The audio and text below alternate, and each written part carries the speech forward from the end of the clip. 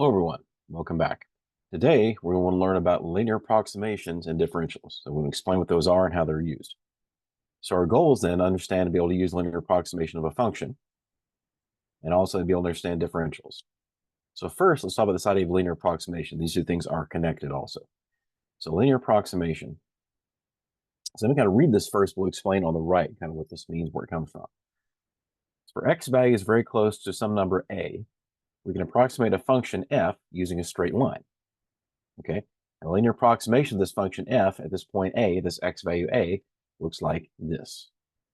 Okay, now let's explain where that comes from, what that means. Let's come over here to the right. And first, let's draw a graph. Let's say this is our function f. This is our f of x. Okay, well, as we've learned with the derivatives, let's say right here, we have a point, and this point corresponds to our value of a, x value of a. Okay, now, as we know, we can think of at this point right here, if you think about a tangent line to this graph, and let's call that our function L, our linear approximation, L of x, okay, which is a straight line. And the slope of that line is the tangent line.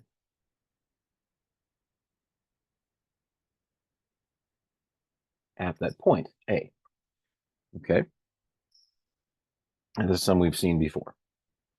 Now, here's the idea. So what I can do then, I can actually use this close to A, as far as x isn't too far from A, I can actually use this function L, all right, this line, linear function, to approximate f as long as I'm really close to A. As you can imagine, you have to be pretty close. It depends on the function. Some functions will work better than others. As you can see, right here, very close to A, this is a pretty good approximation in terms of the difference between the y values here and there, but further away, it's not. Okay, so let's pick another value of x. Let's say this x right here. So right here, where A is, this is our f of A. Okay, now, let's pick a value of x right here. Okay, I was just generically call it x. All right, so on x, we're going to have two different values. Right here, if we go across, okay, this is actually going to be what's called L of x. So that's a y value to get. We plug x into this function L, which we'll find here in a moment. Okay, but then we actually have the true y value of our function right here. Okay, and that is going to be f of x. Okay, that particular value x. Now, a couple more things I want to mention.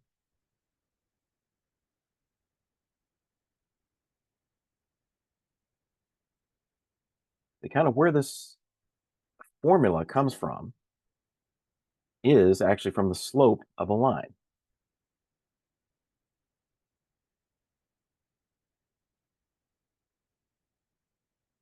Okay, let's think about that. So the slope of this line, we said the slope of this line right here, okay, was f prime of a, the derivative of the function f at a. That's the slope of the tangent line.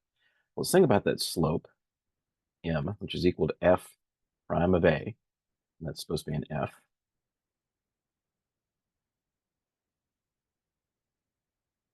Okay, and using x, so that's going to be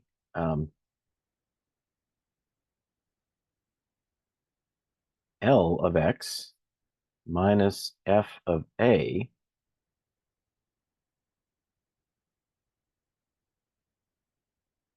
over x minus a. Okay, if I go between these two spots right here.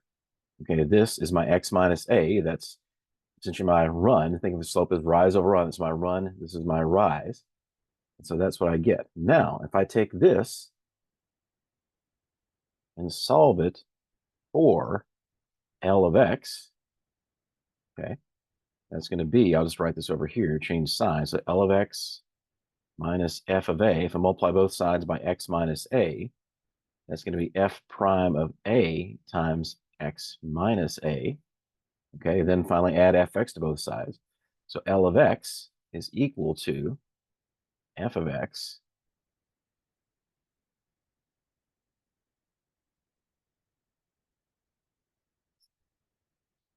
no, I'm sorry, not f of x, f of a. There we go. Something look weird. F of a plus f prime of a times x minus a. And that's where this linear approximation comes in. So we have to do then, we just have to pick this a value and then plug everything in, find our derivative, our function at that point, then plug in a. That's going to give us a linear equation, okay, like y equals mx plus b, which we can use to approximate values of the function very close to our value. Now, you may wonder why we would do that. Well, sometimes what happens is in more complicated functions, sometimes we know the derivative of a function. We don't know the function itself. And so we actually have to use the derivative, having a similar way to actually approximate what the actual function looks like. So that's kind of where we may explain at the end, kind of why this is useful. Okay, so that's where this comes from. Now, we can also read this as something called delta notation. You may have seen this before, where a change in something's often called a delta. Okay, this Greek letter delta, and actually looks like should be a space right there.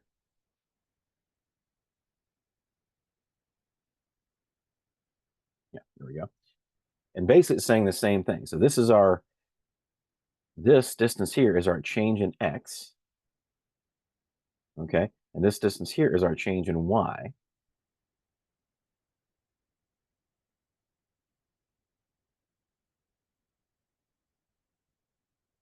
This is our delta x, and this distance here is our delta y.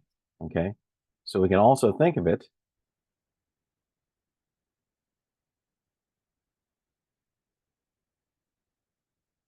as our change in y is equal to f prime of a times our change in x.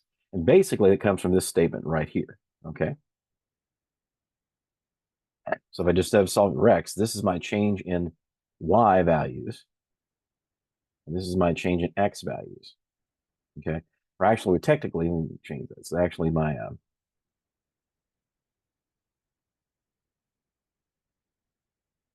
be more precise, my change in y is actually this. It's from the true value to my approximate value. No. Actually, this is truly my change in y right here, from my approximate value to my true value. Okay, that's kind of where it comes from. That's the idea. All right, and we'll use that on later on. Okay, so we can also write it, think of it that way as well. Okay, now let's practice with this, use an example or two. Let's go down to our next page.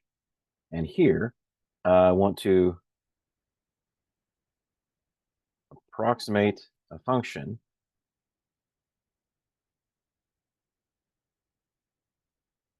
using the linear approximation.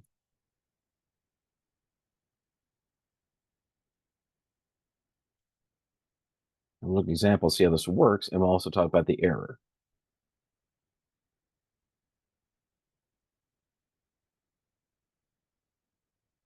Okay, so number one, let's do this. So let's say our function, our f of x, is equal to 12 minus x squared. And what we're interested in is basically I want to approximate it at basically f of 2.1.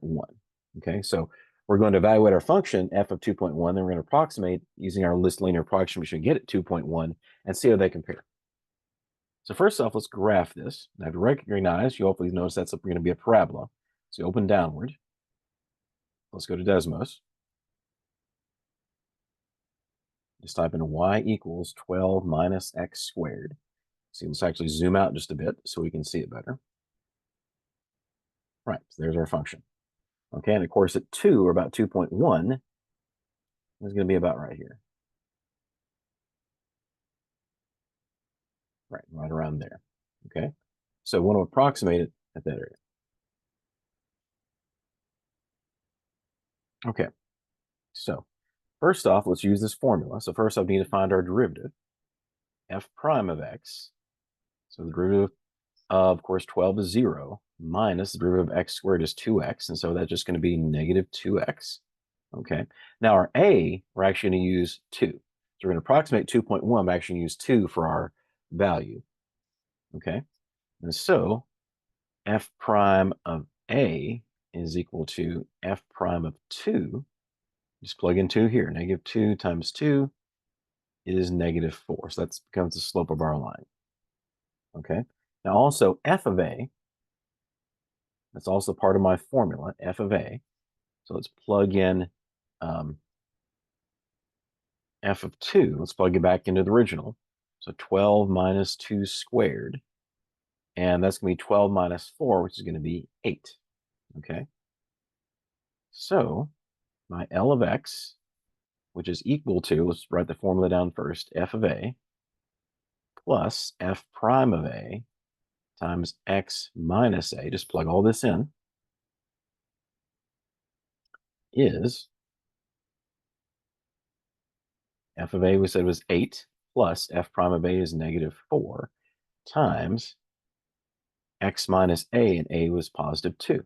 Okay, so let's distribute this, combine our like terms, and what we'll see, we'll get basically a linear function of y equals mx plus b that we can use to approximate our original function close to 2.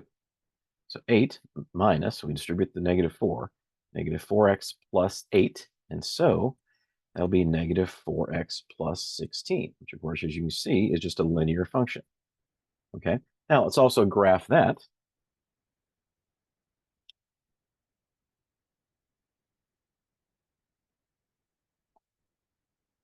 Y equals negative 4x plus 16. You notice also right here at this point, that is precisely the tangent line to the function at that point at 2. Okay, that's the equation of the tangent line at 2. So that also, what that gives us is just the equation of our tangent line at that point. Okay, so this is the equation of tangent line at x equals 2. Now, what to do now is actually approximate. Okay, so L of 2.1, let's find what that is. And also, we can use our calculator, use Desmos to help us out. So negative 4 times 2.1 plus 16. And also, let's find f of 2.1. So the idea is to see how good it does. F of 2.1 is going to be 12 minus 2.1 squared. And actually, we can do both those on Desmos. Okay, so you can also use your regular calculator on Desmos. So we have negative 4 times 2.1, choose parentheses, plus 16, and that's about 7.6. And then if we do the function itself, 12 minus 2.1 quantity squared, about 7.59. So you see they're really close. Okay, so the approximation is 7.6. The real value, as the closest we get, is 7.59. So this is going to be 7.6. This is equal to 7.59. Okay, so they're close. Now, one of the things we can do to actually measure how close they are is actually do what's called the percent error. Okay, and also a few comments down here. It says, where this comes from, I didn't mention. So the expression comes with the definition of slope of a line. We showed that. Linear approximation is only valuable close to our value a, as you expect. Okay. Many functions they can change very quickly. Now we can compare these, what's called the percent error. Okay. So we can actually see percentage-wise how close we are. Okay. So the percent error, as it says, is the absolute value of the approximate value minus the actual value over the exact value, then times 100. The times 100 is so we'll get it as a percent. Okay. Now also here it says approximate minus exact. Since we're doing the absolute value, that doesn't matter, but still that's just kind of the way it's written. So the approximate is 7.6 minus 7.59. Okay, over the exact value of the absolute value of 7.59, and the exact value here is in parentheses in case it was itself was negative. So once again, let's do that on Desmos, and let's find out what that our percent error is. It should be fairly small, as you see, as we're talking about 0.01 out of almost 8. So let's see what we get. Okay, so the way you can do absolute value, you can actually do absolute value like that, and that's going to be 7.6 minus 7.59. See, it's 0.1 divided by. Then you can also do absolute value. I'll show you this as well if you haven't seen it before. I believe you can do it another way. Let me see.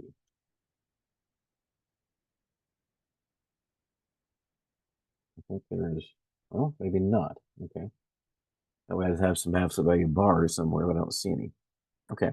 Well, this will work. And then here, of course, the absolute value of 7.59 is just 7.59. Still to be consistent, but you always plug them in. Actually, let me get rid of this.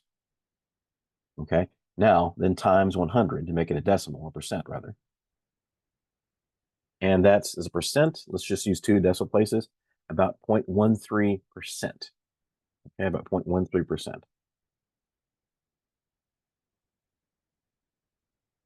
So as you can see, that's a small error. If we go back to our graph, that is a small error, okay, which is not surprising. However, we can move this up and down, and you can see. But for example, let's say we did it way down here somewhere, okay? So the further we get from that, you can see the more they deviate, and that's the issue. So, and in some graphs will deviate even faster than that. So a lot of times the error can become very large very quickly, okay? But as long as we're really close to our value of A we picked, we're kind of focusing it on, where it's the slope of the tangent line, it can be quite accurate. Okay. Now, let's do another one, a similar one, basically doing the same thing. So number 2, we want to approximate square root 200. Okay. Now, in the similar way, we're going to do this with the linear approximation, and we'll also do it with the exact, at least use the calculator to help us approximate. Okay. So, square root of 200. Now, so this is a square root function, so f of x then is going to be the square root of x, okay, which you can also remember write as x to the 1/2 using a power. Now, remember our derivative of that, f prime of x, follows the power rule. So we bring our power down front, 1/2. We subtract 1 from our power. That's going to be x to the negative 1/2. And then that's going to be, if we get rid of the negative exponents, 1 over 2 times x to the 1/2. And finally, we can write that as 1 over 2 times the square root of x if you want. Okay, so that's our derivative. Now, what's our a value going to be? Well, here, we're going to pick something that's kind of, pick something that's easy to use. Our a is going to be 196. And the reason we picked that is basically, since the square root of 196 is a perfect square, that's 14. Okay, so that's when we know the value of. Okay, don't have to pick that, but that's good. And it's also not very far away. Okay, so let's go through the same thing. All right, so so that tells us right there what f of a is. So f of a is f of 196, which, as we just said, the square root of 196, which is 14. Then plug a into our derivative. F prime of a is f prime of 196, and that's going to be 1 over 2 times the square root of 196. And so that's when we depict this, it's easier, works out nicely. 1 over 2 times 14, which is 1 over 28. Okay. Now, so then our linear approximation,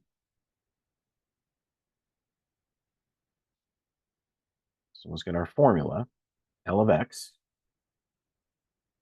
I'll just write the formula again, f of a plus f prime of a times x minus a. Just plug all this in. F of a is 14 plus f prime of a is 1 over 28 times x minus 196. And once again, let's make this, distribute this, make this look like a linear formula, linear equation, right? So 14, so 14, we distribute the 1 over 28, we have plus 1 over 28x minus 196 over 28, and 196 over 28 should go evenly. I'll double check. I'll just do this on my own calculator. So use your own calculator to find that. Double check along with me. So 196 divided by 28 is 7. Good. So that's going to be 14 plus 1 over 28x minus 7. And then our L of x, oops,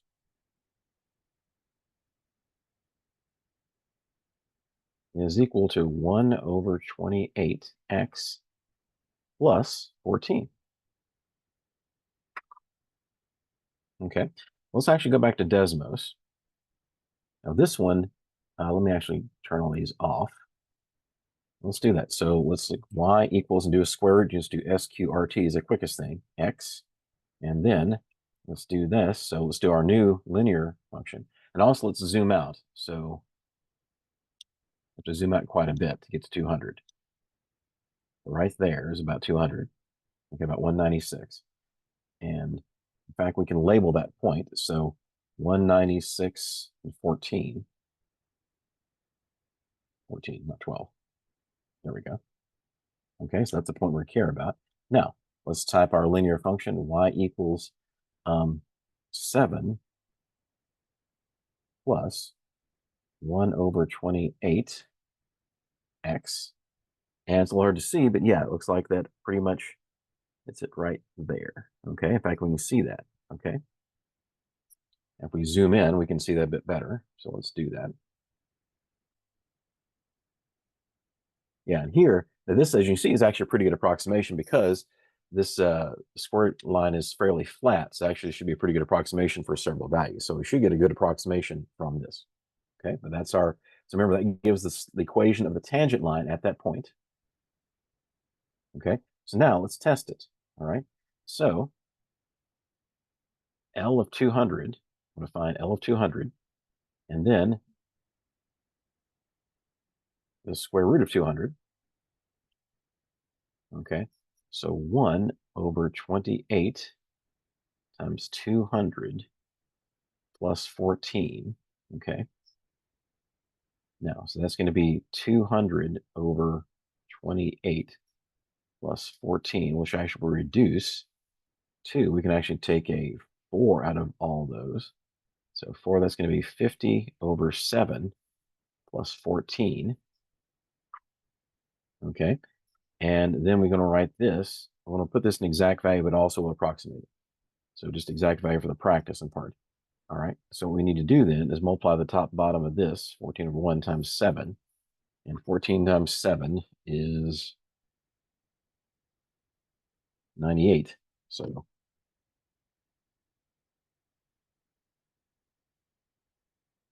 50 over 7 plus 98 over 7. And that's going to be 148 over 7. So that's the exact value of L over 200, or L of 200. Okay. Now, let's actually just save some space to do the exact value up here, close exact. Okay. So the square root of 200. Well, let's also approximate this first. So before we do that. And so this is approximately 148 over 7 is approximately 2 decimal places, about 21.14. And then let's do the square root of 200 and also just use my calculator. So use your own calculator there as well. Square root of that is about, hang on, something's wrong.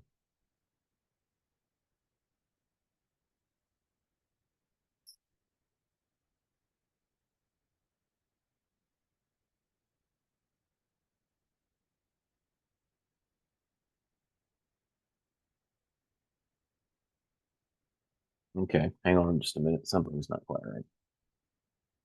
Oh, that's what it is. Should be plus 4. No, no, that's right. I realized I made a mistake there. That should be plus 7, which is what I did. Ah, there we go. Okay. Sorry. Mistake.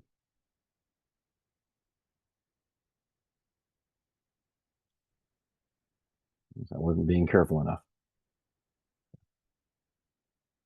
I graphed the right formula, then I put the wrong thing there. This should be plus 7. Okay, plus 7. And that's going to be 49 over 7.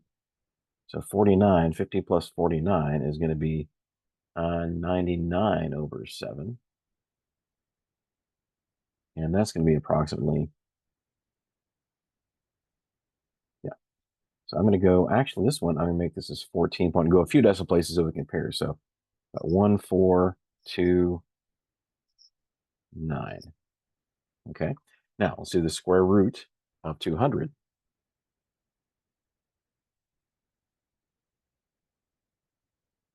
And this, using your calculator, is approximately 14 point, about 1421. Yeah. So the only difference is in that last decimal place. So 4 decimal places. That's really good accuracy. Of course, once again, we can see from the graph, the reason why is because this squirt function basically increases very gradually. That's why it's a good approximation in this case. Okay.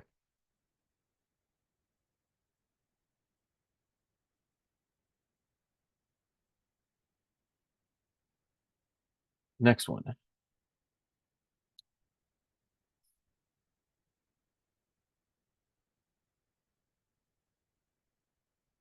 Number 3.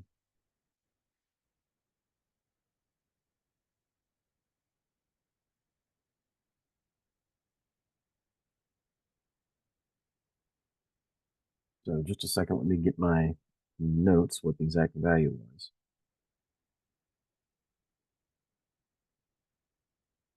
Okay, so this is actually about the atmosphere, problem about the atmosphere. So it says basically, we're going with the change, how the pressure changes the atmosphere as you go up in elevation. Okay, so what we're going to do then is increase the elevation, or altitude rather,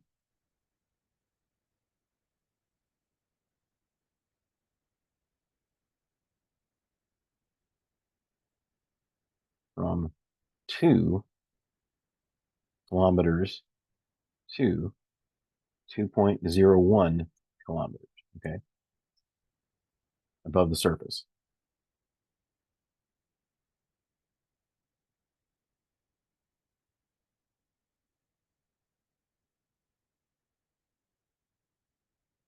Okay, so above the surface of the Earth.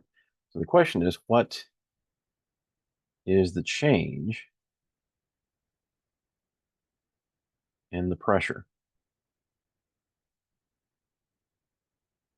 the atmospheric pressure?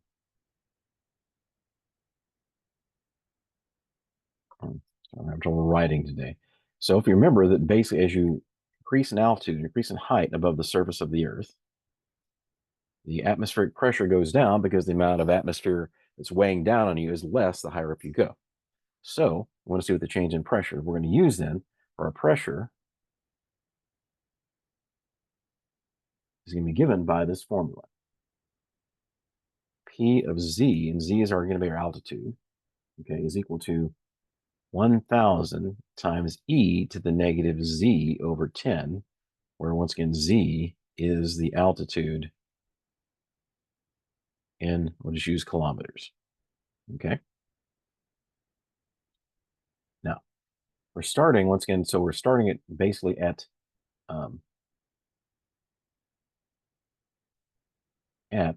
Z is equal to 2 kilometers. That's going to be our starting point. That's going to be like our A. We're actually going to use our this time, this delta notations. We care about the change. We don't care about the final value.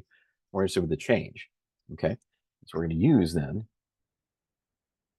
this delta Y is equal to F prime of A times delta X, okay? All we care about is the change. We want to find the change.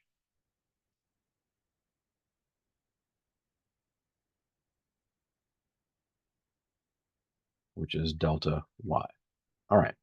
So first thing, let's do this. Our change in X That is just going to be 2.01 minus 2.0 kilometers, 0.01 kilometers. That's our change in x. But then we also need to find, of course, our derivative. All right, let's keep that up here when we see this. So p prime of z. Okay, so first we have a constant 1,000 comes up front. Then the derivative of an exponential function is the exponential function itself again. It's e to the negative z over 10. And then from the chain rule, the derivative of what's on the inside of the exponential function. And that is going to be the derivative of negative z over 10 is going to be negative 1/10. So let's multiply this out. And so if we do this, we're going to have a negative, of course. Then 1,000 divided by 10 is going to be 100. So negative 100 times e to the negative z over 10. Okay, so that's our derivative. Now let's find our derivative specifically at 2. This we use a calculator for, so negative 100 times e to the negative z over 10, 2 over 10. Okay, and well, this time we'll go back and use Desmos on this as well. Let's go down here. Next, let's get rid of the graph. Let's actually bring this back, get rid of that label too. Let's actually going to recenter everything in case we need to graph something else. So we have negative 100 times e raised to the negative, and I'm just going to put it as just 2 over 10. And that's going to be about negative point,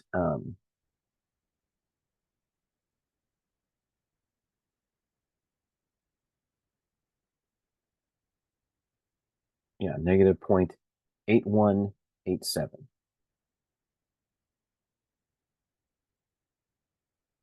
So this is approximately negative 81.87. Okay, so remember, that's not our final answer. That's our slope of our line at that point. Okay, and so delta y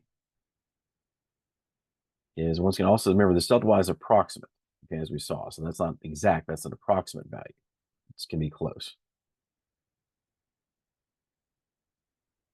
Okay, so delta y is going to be, I'll just write out the formula again, f prime of a times delta x. And so that's going to be approximately negative 81.87 times delta x is 0.01. As you imagine, it's going to move our decimal place 2 places to the left. And so delta y, or change in y, is going to be approximately negative 0.8187. Okay, and that's going to be the approximate change. It's negative, it's decreasing as we expect it to be if you're going higher. That's going to be the approximate change in y, that change in atmospheric pressure. Okay, so once again, that's only the change. Okay. Now, if you like to know what the exact value is,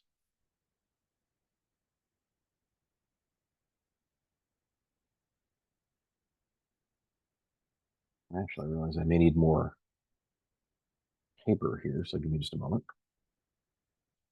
So good. I think I have enough for my next one. I just have one more example to do. So let's take a look at that. Okay. Now, let's essentially one more thing. I want to do the exact change.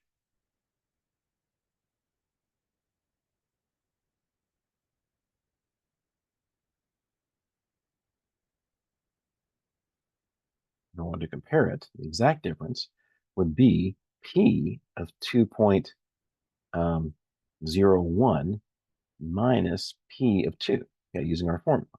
And so that would be, go back to our formula, okay, our equation. So 1,000 e to the negative z over 10. So 1,000 times e to the negative 2.01 over 10 minus 1,000 e to the negative 2 over 10. Okay, now actually let's look at that on Desmos really quickly. Let's see what it is, see how it compares. So this is not too hard to plug it on Desmos. In fact, I can factor the 1,000 out. And so that's going to be e raised to the negative, I will use parentheses here, so 2.01 divided by 10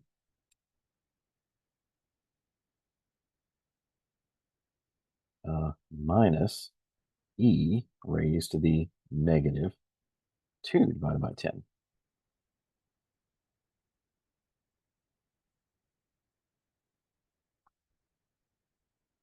Okay, and as you can see, that's actually pretty close, negative 0.8183. Okay, but negative 0.8183.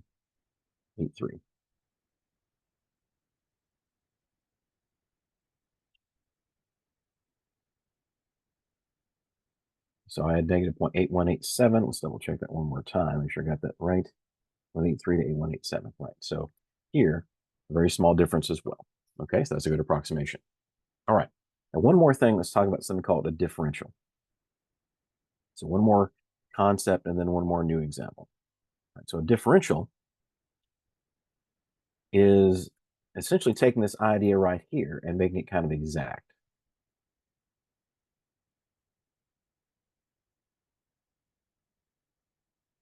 So let's draw a picture again. So a similar one to I had before. So here's my x and y axes. And here is my function f of x. Once again. Okay, let's say right here is my a. So this is very similar to what we saw before. Think about the tangent line at a. Looks like kind of like this. This is f of x. And once again, this is my L of x. Okay.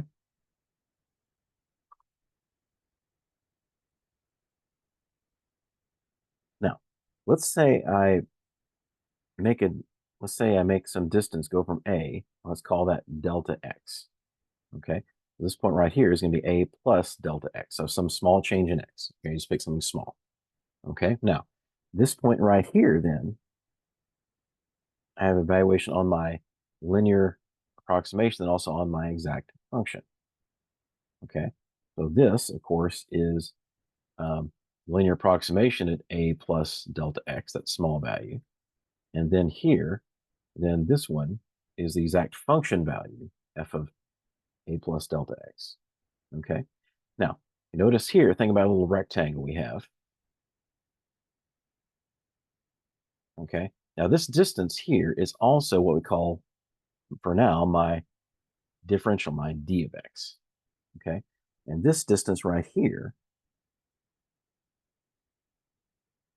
is my d of y. But the distance between my actual function, this line here, is actually my delta y. Okay.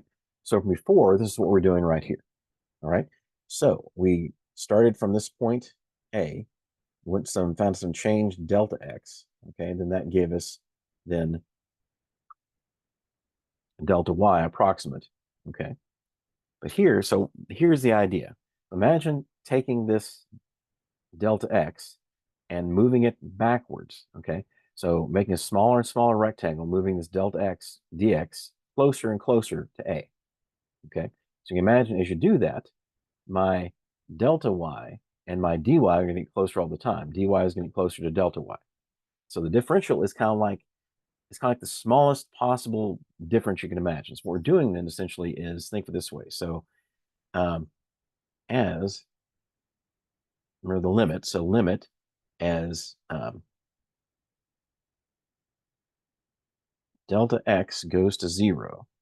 Okay. So think of this limit as delta x goes to 0. Then delta x goes to this d of x. Okay, imagine just as smallest possible difference. Okay, that's d of x. And then also tells us then that delta y, this true change in y, and also for mention this course is f of a right here. I've got to write that down. F of a. This delta y also goes to this what's called differential, d of y. So these are differentials. So imagine take the limit as that difference goes to 0. And that's what the differential is. And as you can imagine, then in that case, then this, so what we can say is delta y, which is approximately f prime of a times delta x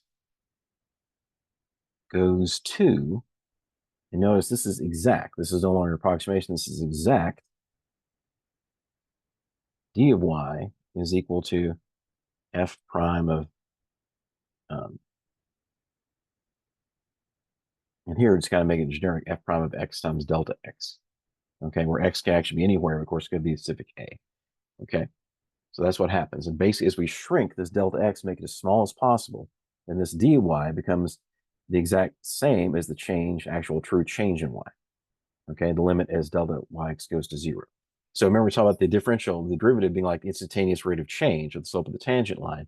It's kind of a similar idea. So it's going to the exact, it becomes the same as the kind of instantaneous change in y given by some, it's very tiny, incredibly tiny change in x. That's the differential. Okay, let's do one quick example, and then we'll be done with this idea. So let's say I want to find the differential.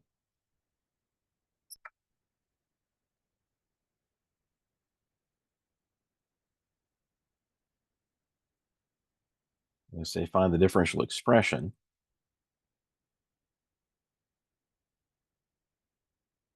for this function. F of x is equal to sine squared of x. Okay, so you've probably seen this function before. And also remember that this, when you see sine squared, this means sine of x quantity squared. It doesn't mean we're taking the sine of x and then taking the sine again. It means we're squaring the sine of x itself. Okay, so what we want then is this differential expression dy is equal to f prime of x d of x. So actually in this case, all we have to do is actually just find the derivative. Okay, so our derivative,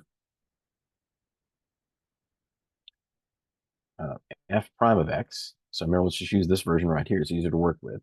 So remember, the derivative of something squared is 2 times the something, so 2 times the sine of x. Then from the chain rule, that's going to be this derivative of the sine of x is the cosine of x. So that's the derivative at any point x. And of course, you can pick any point you want.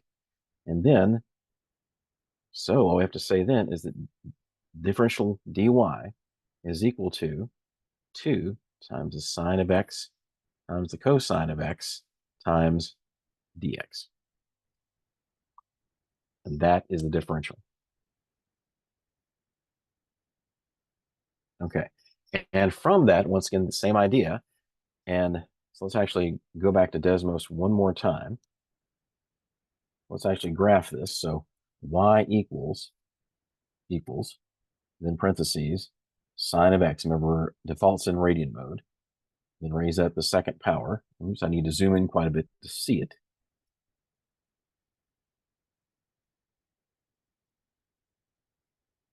Okay. And so what that means then, if you want to find at any point along this function, say right here, anywhere, the infinitesimal change in y given by some infinitesimal change in x, that's how you find it using that differential. Okay. Now, once again, the further I get, in the same way just with linear approximation, this is much like that. The further I get away from any point, this will be different. You know, it's going to start to deviate. But some instantaneous, some incredibly small change in x, multiply the incredibly small change in x times the derivative of that function will give me an approximate change, incredibly small change in y. So let's review a bit what we talked about. So today we learned about the linear approximation to a function, and it's basically using the definition of the slope of the tangent line to get this expression. Okay, and we can also think of this in the same way as this expression as for some change in x times the derivative of that point gives us based approximate change in y, and once again that's only approximate, but as this change in x, this difference shrinks to 0, essentially 0, this becomes exact, becomes what's called the differential, and that will give us an exact, incredibly tiny change in y for some, essentially almost 0 change in x. Thank you. Have a good day.